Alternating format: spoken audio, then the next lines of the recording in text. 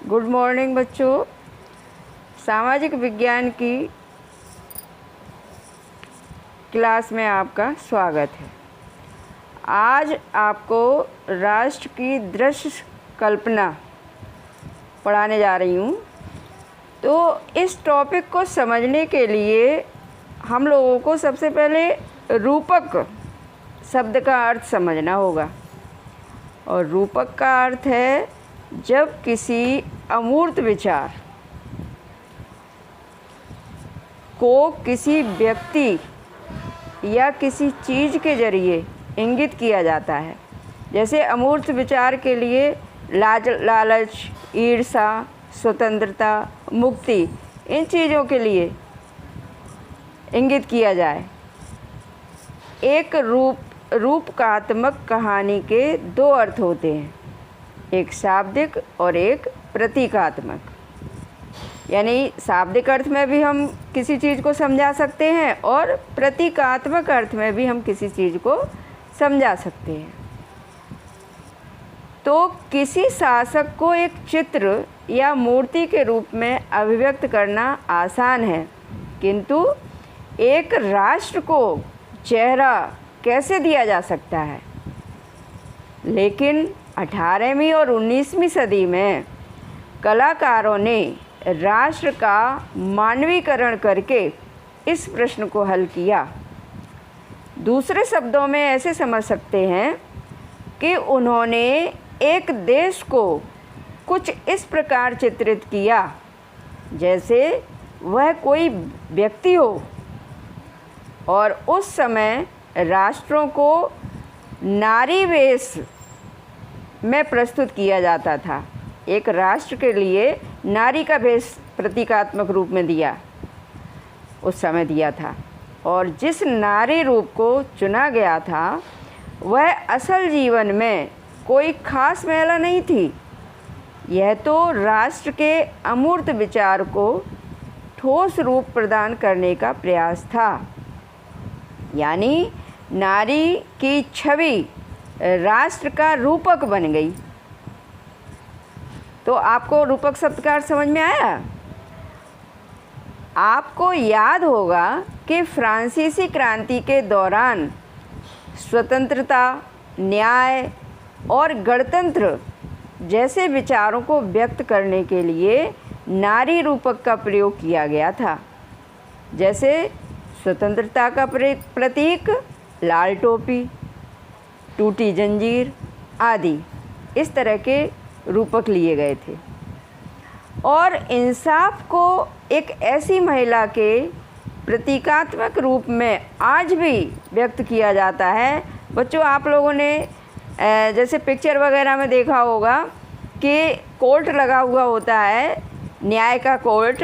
तो वहाँ पे न्याय के एक प्रतीक के रूप में एक महिला का चित्र होता है और आंखों पर पट्टी बंधी होती है और वो हाथ में तराजू लिए होती है। तो वही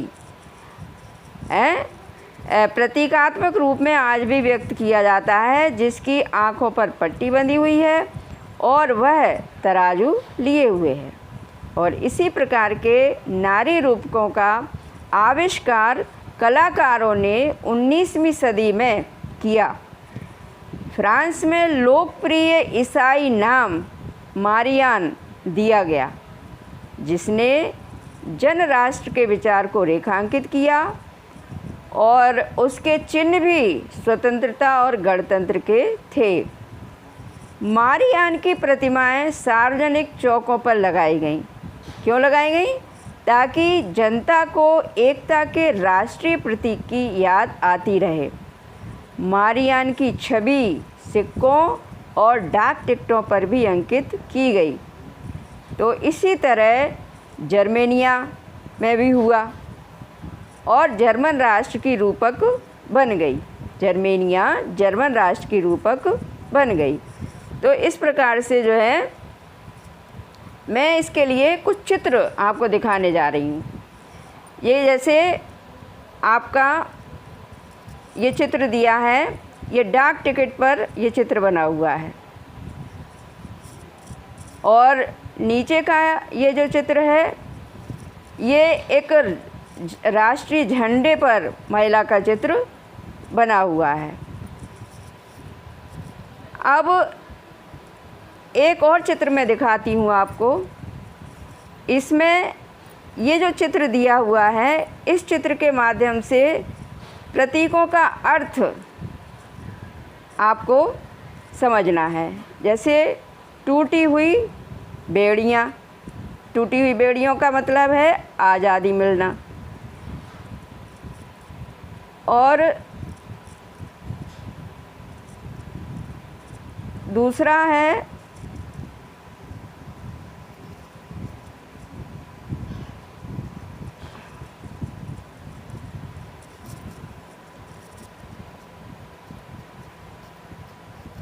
आगे देखिए बेटा,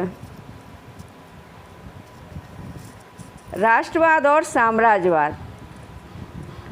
19वीं सदी की अंतिम चौथाई तक राष्ट्रवाद का वह आदर्शवादी, उदारवादी, जनतांत्रिक स्वभाव नहीं रहा जो सदी के प्रथम भाग में था। अब राष्ट्रवाद सीमित लक्ष्यों वाला संकीर्ण सिद्धांत बन गया। इस बीच के दौर में राष्ट्रवादी समूह एक दूसरे के प्रति अनुदार होते चले गए और लड़ने के लिए हमेशा तैयार रहते थे।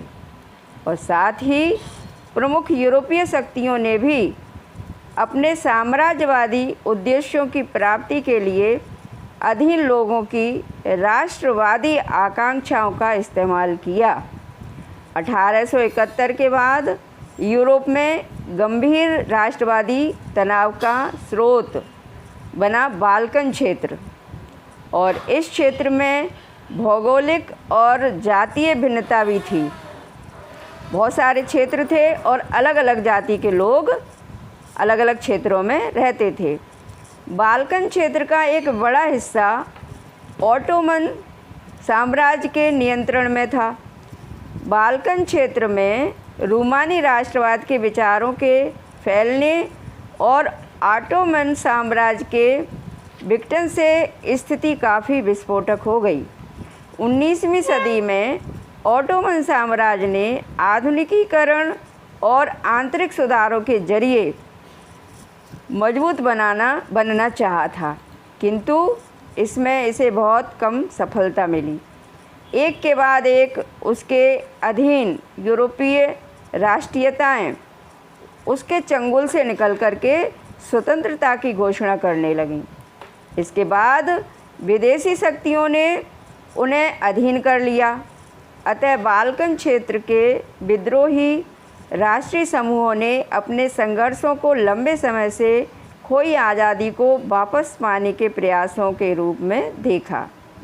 और जैसे जैसे विभिन्न राष्ट्रीय समूहों ने अपनी पहचान और स्वतंत्रता की परिभाषा तय करने की कोशिश की, बाल्कन क्षेत्र गहरे टकराव का क्षेत्र बन गया और बाल्कन राज्य एक दूसरे से भारी ईर्ष्या करते थे और हर एक राज्य अपने लिए ज़्यादा से ज़्यादा इलाका हथियाने की उम्मीद रखता था। यानी आपस में लड़ते रहते थे वो लोग।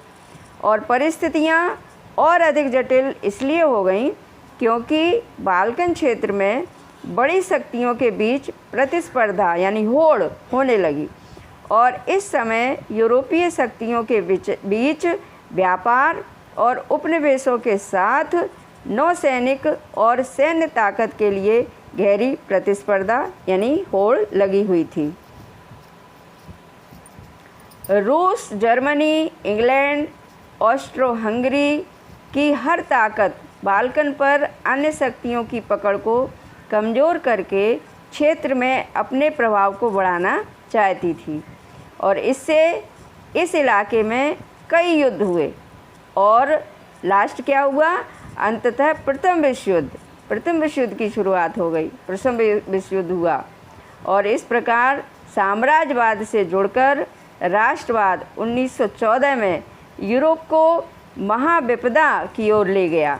लेकिन इस बीच विश्व के अनेक देशों ने, जिनका 19वीं सदी में यूरोपीय शक्तियों ने औपनिवेशीकरण किया था, साम्राज्यवादी प्रभुत्व का विरोध करने लगे और हर तरफ साम्राज्य विरोधी आंदोलन हुए और इनका कारण राष्ट्रवादी भावना थी, क्योंकि वे सभी स्वतंत्र राष्ट्र राज्य का निर्माण करने के लिए संघर्ष कर रहे थे और वे सभी एक सामूहिक राष्ट्रीय एकता की भावना से प्रेरित थे और यह विचार कि समाजों को राष्ट्र राज्यों में गठित किया जाना चाहिए अब स्वाभाविक और सार्वभौम मान लिया गया। धन्यवाद बच्चों, आज की क्लास यहीं पर समाप्त होती है।